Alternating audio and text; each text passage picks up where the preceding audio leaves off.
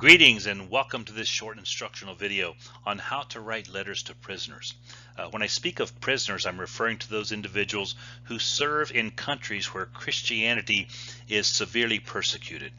It is illegal in many countries around the world to preach the gospel and to share the gospel and to draw others to a life with Jesus. So the countries in which this takes place, they round up pastors and deacons and leaders of Christian communities and send them to prison.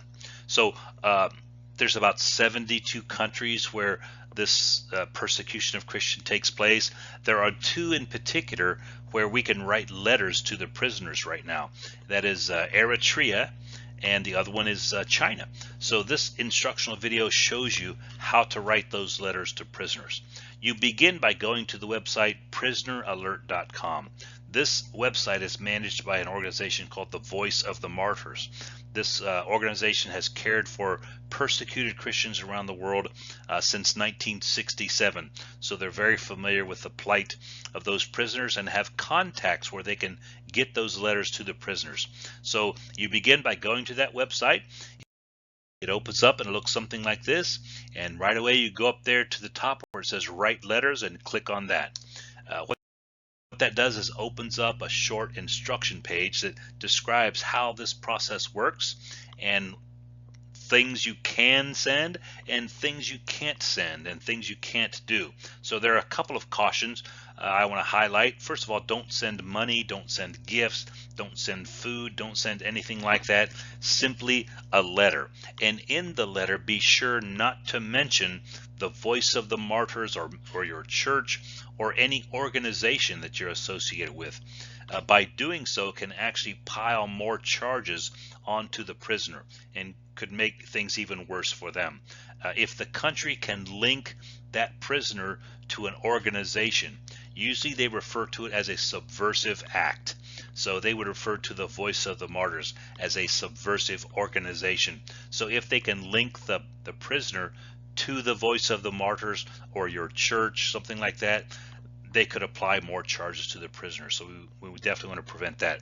This is simply a letter from a friend to another friend in prison. All right, let's begin. You want to write the letter, you go ahead and click on all prisoners, and that opens up the list of all the prisoners that the Voice of the Martyrs is monitoring right now.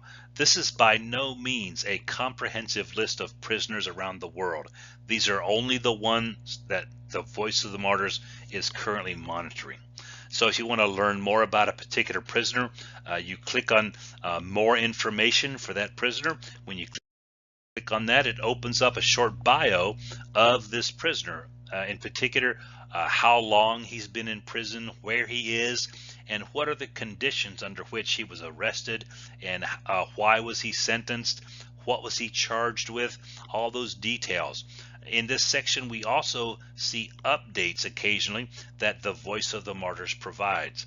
They will somehow have information about the prisoner or about the prisoner's family, and they can add those updates to this page. So if you write a letter to a prisoner, make that prisoner a part of your prayer life and return to this page now and then to see if there's any updates. When the prisoner is released, here is where they will announce the prisoner is released. So, okay, so you've decided you want to write a letter to this prisoner. You click on the Write Letter button. When you do that, it opens up and immediately you can see the address to which you're going to send this letter. So you put that address on an envelope. Now this is Eritrea we're sending to, and we can't send letters directly to the prison right now.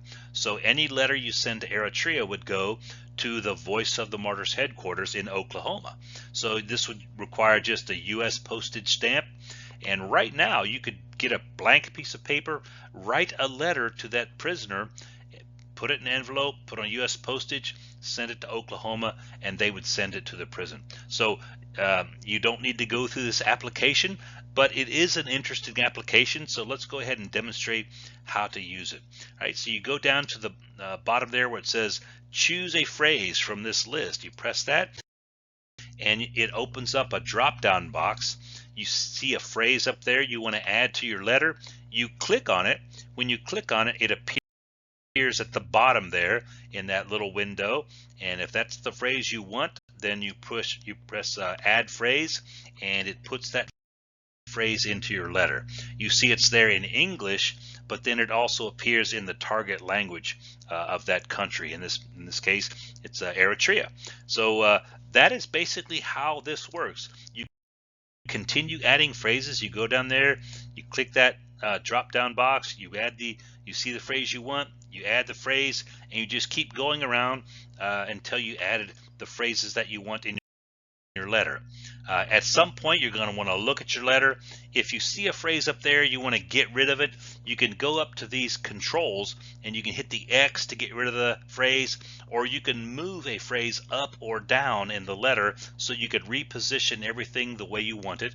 The thing to keep your eye on is this counter down here.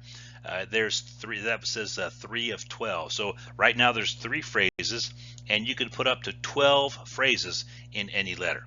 Once you've got your 12 phrases in there, then you go down, you scroll down to where it says print the letter and address, and there's a little warning right there. When you print off your letter, make sure you look at the bottom of the page. Some printers, depending on the application that the printer is running on, it may say prisoner alert. It may type the words prisoner alert on the page at the very bottom. If that happens, just get a pair of scissors and cut it off of the page so that doesn't connect the prisoner to the organization Prisoner Alert or Voice of the Martyrs, anything like that. So that's it. You print off the page, and when you see the preview of your print, you can you're going to be different based on what kind of printer you have. This in particular is my printer, and it shows me what the letter is going to look like when it prints. You can see you've got the address up there, the English words, and then the words in Eritrean. You take that address off the top, put that on your envelope, and then you hit print. When you hit print, the letter prints out. You fold it up and you stick it in an envelope. Okay, there's the address. Make sure that goes onto the envelope, and when you finish the letter, you'll have a letter that is ready to send. Like I said, for Eritrea, you put on U.S. postage and it goes to Oklahoma. The other people that we are tracking are the Chinese prisoners. For those letters, the address goes directly to the prison. So you see there the envelope says the number 3 prison section and gives you the address. On those you would put a international stamp. It's called an international forever stamp. Right? And that's really it. You drop it in the mailbox, but make sure you say a prayer for your letter before it goes in the mailbox. If you recall the story of David and Goliath, David put a stone into his sling. He whirled that thing around, released that stone. When David released that stone, he no longer had any control over it, and he trusted God to send that stone right to the target that God intends. And you can kind of think of that as you're mailing your letter. Say, okay, God, I'm sending this letter. It's up to you now to make sure it lands exactly where you want it to. And we're encouraged by the words of Isaiah in Isaiah 55.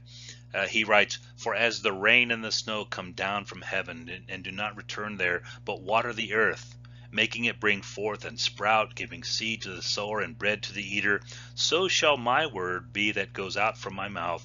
It shall not return to me empty, but it shall accomplish that which I purpose, and shall succeed in the thing for which I send it."